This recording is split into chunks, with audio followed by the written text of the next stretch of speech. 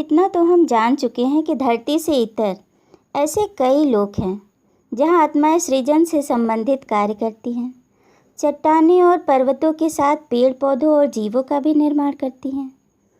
These ने मछली के भ्रूण बनाने में महारत हासिल कर ली थी और धीरे धीरे वो और चीज़ों पर भी अपना हाथ आजमा रही थी। एक तरह से देखें तो लगभग पूरी प्रकृति आत्माओं द्वारा ही रचित है। अब ये अलग बात है कि कक्षा 1 के बच्चे को 1 के लेवल का और इंटर को इंटर के लेवल की पढ़ाई कराई जाएगी, यानी स्तर और दक्षता के आधार पर।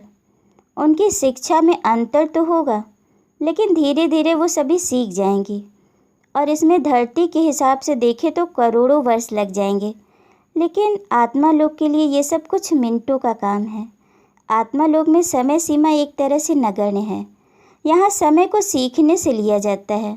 किसी आत्मा ने कितना सीखा ये महत्वपूर्ण होता है, ना कि उसमें कितना समय लगा, कितने जन्म लगे, ये मायने नहीं रखता। हमें लगता है कि अगर किसी व्यक्ति की आयु 100 साल है तो उसने धरती पर एक बहुत लंबा समय बिताया, लेकिन आत्मा लोक के लिए तो वो बस यूं गया और यूं आया। जैसे बच्चे स्कूल जाते हैं, वैसे ही ये आत्माएं भी अपना लेसन सीखने आईं।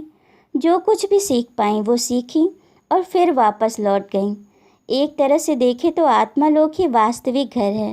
ये धरती तो स्कूल या पाठशाला की तरह है, जहाँ पर आकर हम अपने ज्ञान और ऊर्जा को और ऊंचा उठाते हैं। थीस से बात करते हुए डॉक्टर न्यूटन के मन में एक और सवाल उमड़ रहा था कि आखिरकार ब्रह्मांड और हमारे सौरमंडल या फिर सूर्यों की रचना कौन करता है। अगर ग्रहों के ऊपर जो कुछ भी है वो आत्माओं द्वारा निर्मित है, तो ग्रह किसने बनाए होंगे। जाहिर सी बात है, प्रयोगशाला तो है जिसमें प्रयोग हो भी रहे हैं, पर यह प्रयोगशाला भी तो कभी न कभी बनी ही होगी ना, जिन्हें ये आत्माएं लैब की तरह इस्तेमाल कर रही हैं।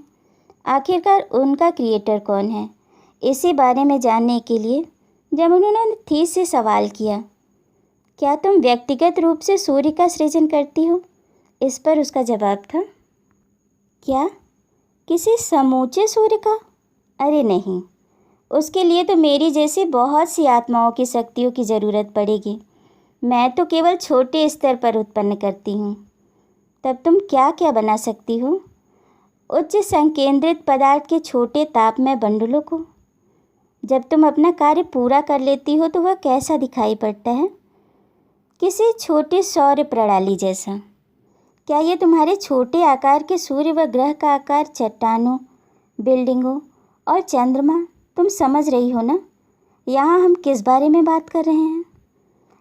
थीस हंसते हुए जवाब देती है, मेरे सूर्य का आकार तो बास्केटबॉल जैसा होता है और ग्रह तो कंचों जैसे होते हैं।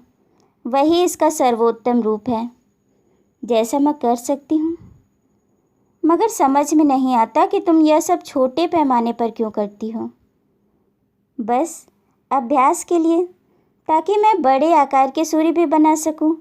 पर्याप्त दबाव डालने के बाद परमाणुओं में विस्फोट होता है और वे घनीभूत हो जाते हैं, किंतु मैं अकेली वास्तव में कोई बड़ी चीज़ नहीं बना सकती। मैं तुम्हारा मतलब नहीं समझा। बेहतर नतीजे हासिल करने के लिए यह ज़रूरी होता है कि हम साथ मिलकर काम करना सीखें, ताकि अपनी अपनी ऊर्जाओं को समन्वित कर सकें। ठीक है थीस, मगर यह बताओ कि समूचे आकार के ताप नाभिकीय विस्फोट करता कौन है, जिनमें लौकिक ब्रह्मांडों व स्वयं अंतरिक्ष की रचना होती है? वही स्रोत, पुरातन आत्माओं की संकेंद्रित ऊर्जा। ओह, तो स्रोत की भी सहायता होती है। मेरा भी यही सोचना है। अब यह तो बताओ कि तुम्हारी ऊर्जा ब्रह्मांडीय पदार्थों की रचना करने और जीवन को और जटिल बनाने के लिए क्यों संघर्षरत है, जबकि इन कार्यों में कुमारा और उससे उच्च स्तर की सत्ताएं पहले से ही प्रवीण हैं। वह इसीलिए क्योंकि हमसे उम्मीद की जाती है कि हम उसमें शामिल हो जाएंगे, ठीक वैसे ही जैसे वे अपनी निष्पादित की गई ऊर्जा को पुरातन आत्माओं से जोड़ना चाहती हैं। अब यहाँ थीस का आशय है कि हर आत्मा आगे की ओर बढ़ना चाहती है। जैसे हर बच्चा साल भर पढ़ाई करता है और परीक्षा के समय अच्छे नंबरों से पास होकर आगे क्लास में जाना चाहता है। उसी प्रकार आत्माएं भी जल्दी से जल्दी अपने कामों में पारंगत होकर विकास करना चाहती हैं, स्रोत के और करीब जाना चाहती हैं। है न बड़ी विचित्र बात? निकले भी हम स्रोत से ही हैं और जाना भी हम स्रोत में ही चाहते हैं। उत्पत्ति और अंत का बिंदु एक ही है। अब इसको तो हम आगे के लेसनों में जानेंगे कि इसकी वजह क्या है। अभी तो हमने देखा कि थीस प्लैनेट और सूर्य का निर्माण कर रही है। बस फ़र्क इतना है कि वो इसका निर्माण खिलौनों की तरह, या यूं कहें कि छोटे रूपों में कर पा रही है।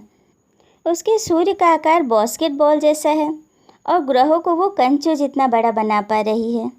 छोटे आकारों के ही सही, पर वो बना सब ले रही है। वो इन्हें छोटे रूपों में बनाकर अभी सीख रही है। जब वो इन्हें बनाने में माहिर हो जाएगी तब बड़े बड़े ग्रहों की रचना में अपना सहयोग देगी। लेकिन ये काम वो अकेले नहीं कर पाएगी, क्योंकि बड़े प्लैनेटों का निर्माण करने में ज़्यादा ऊर्जा की ज़रूरत होती है। इसीलिए कोई अकेला इस काम को नहीं कर सकता। अब ये तो हम धरती पर भी देखते हैं कि किसी बड़े काम को करने में कई व्यक्तियों की ज़रूरत पड़ती है। कोई बड़ा आयोजन हो, उसका अरेंजमेंट करना हो, या फिर कोई बिल्डिंग हो, उसका निर्माण किसी एक अकेले के बस का तो है नहीं। कई लोगों को मिलकर काम करना पड़ता है। बस कुछ इसी तरह से आत्माएं जब बड़े स्तर पर इन चीज़ों का निर्माण करती हैं तो कई दक्ष आत्माओं की ज़रूरत पड़ती है, जो अपनी ऊर्जा से पर्याप्त दबाव डालकर परमाणुओं में विस्फोट करती हैं। एक टेलीविज़न शो के दौरान दिखाया गया था कि एक व्यक्ति बिना टच किए सिर्फ आंखों से देखकर कांच को तोड़ देता है। शायद थीस भी कुछ इसी प्रकार की बात समझाना चाह रही हो कि ऊर्जा के पर्याप्त दबाव से परमाणुओं में विस्फोट होता है। अब थीस ने एक बात और बताई कि अन्य लोगों पर भी बुद्धि युक्त जीवन विद्यमान है। अब डॉक्टर न्यूटन की रिसर्च में भी थीस से पहले ये बात सामने आ चुकी थी कि बहुत सी विकसित आत्माएं ऐसे लोगों में रह चुकी हैं, यानी धरती से इतर अन्य लोग भी हैं जहाँ पर गैर मानवीय लेकिन बुद्धिमान प्राणी पाए जाते हैं। इसका ये मतलब है कि वो मानव देह रहित हैं, पर बुद्धि में मानवों से बहुत अधिक हैं। उनकी मानसिक शक्ति मानवों की तुलना में बहुत आगे है और ये लोग बड़े ही विचित्र हैं। इन विकसित आत्माओं की स्मृति धुंधली पड़ चुकी थी, इसीलिए ये प्राणी वहाँ किन परिस्थितियों में रहते हैं, इनकी शारीरिक संरचना कैसी है, ये ग्रह हमारे ब्रह्मांड के सापेक्ष कहाँ स्थित हैं, इन सब बातों की जानकारी वो नहीं दे पाए। यादें जन्म दर जन्म धुंधली होती जाती हैं, लेकिन डॉक्टर न्यूटन का रुझान अब भी इन सवालों को जानने की तरफ था। इसी कारण वो थीस को एक बार फिर से इन सवालों की ओर मोड़ते हैं। दूसरे ग्रहों के प्राणियों के बारे में जानने की उनकी जिज्ञासा कितनी शांत हो पाती है, या यूँ कहें कि थीस उन्हें इस क्षेत्र के बारे में कितनी और जानकारी दे पाती है, इसे हम अगली वीडियो में जानेंगे।